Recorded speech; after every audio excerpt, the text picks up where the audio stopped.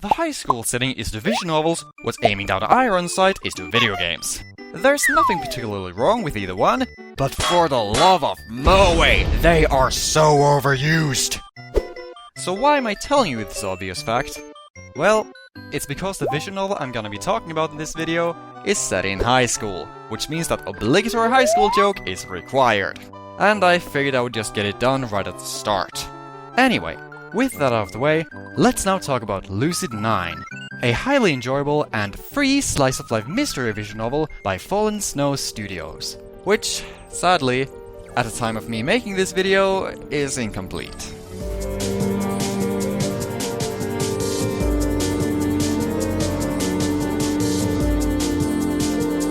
Lucid9 begins with our main character, Yama Ishimoto, sitting in classroom while being really bored and trying not to reply "no thank you" after his teacher asks him to answer a question. He's a completely normal, cynical, sarcastic teenager, living in a completely unremarkable city with absolutely no significant problems.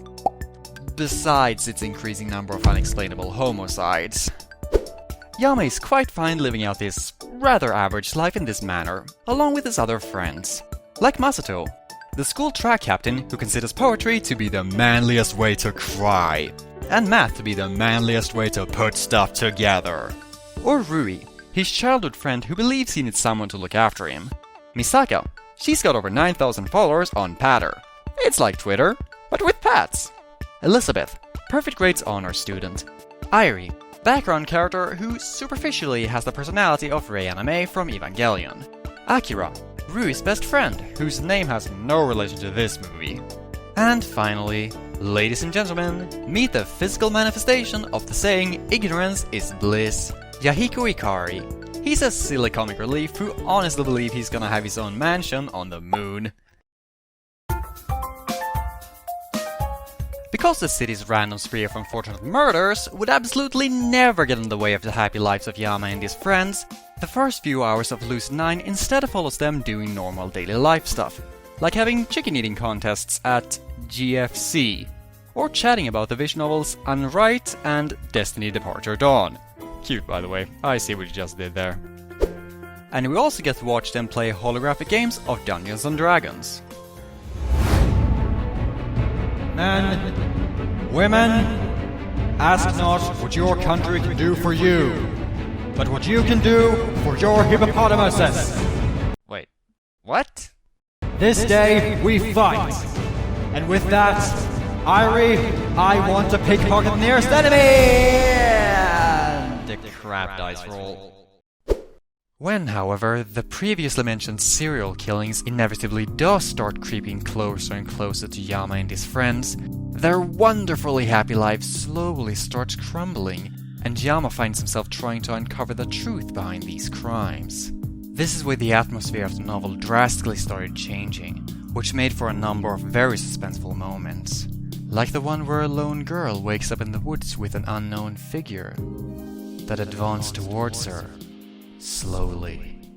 She ekes away, pulling her weight by her hands, but she's too tremulous to even attempt to run.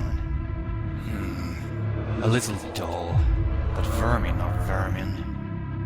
Please, I have a mom, a dad, a boyfriend. I want to study, I want to grow up. Usually it's cute when they beg, but this girl is bothering me. Well, I want to have a little carving practice, so what shall we do? Carving practice? Yes, carving practice.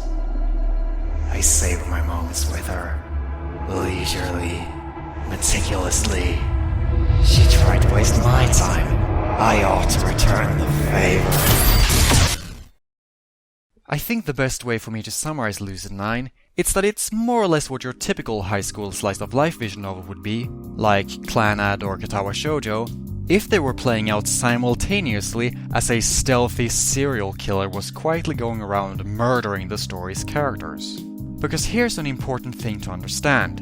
The personal impact the murders has on the characters, the fear they lead to, how the stress causes friendships to fall apart, how paranoia drives the students to single out innocents as scapegoats behind the incidents, This aspect of the novel takes up a lot more time than the actual investigation itself. In fact, the mere thought that they could, or even should, try to do something about the murders is something that doesn't occur to the characters until pretty late in the story.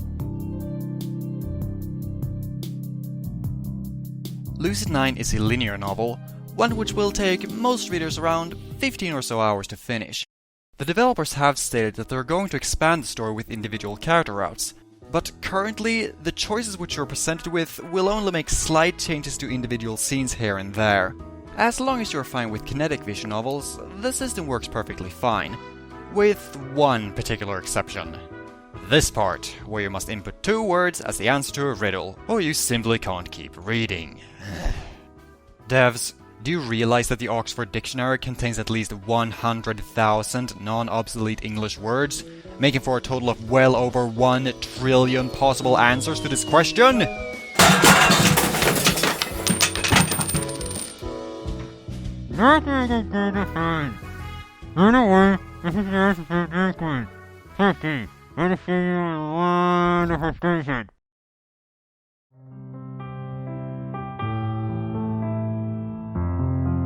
I think Lucid9 is a strong story. However, it still has one massive problem, which I briefly hinted at the start of this video.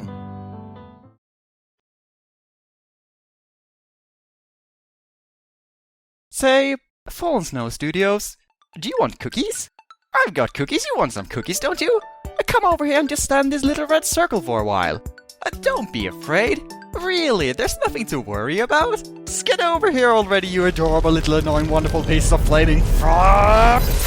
Yes, like I was saying, Lucid9 is a very enjoyable experience. However, currently its biggest flaw is that it's simply incomplete. Now, in all fairness, if you stop reading about 10 minutes before the ending, which is around the time when you're given this choice, then the novel ends on a perfectly fine ending. It's conclusive enough to be called a complete story, but open-ended enough that it would warrant a possible sequel. But if you go past that, then the novel quickly goes from, yeah, I'm okay with this ending, to horrible, heart-crushing cliffhanger, go cry in a corner while smashing your head into a wall. Still, do I recommend Lucid9? Well, if you're looking for a murder mystery vision novel, and 1, you don't mind quite a lot of time being spent on high school meandering, and 2, you're okay waiting a couple of years for the story to be finished, then absolutely. I say you should definitely give it a shot. If not, then maybe wait until it's been completed and hear what people have to say about it then.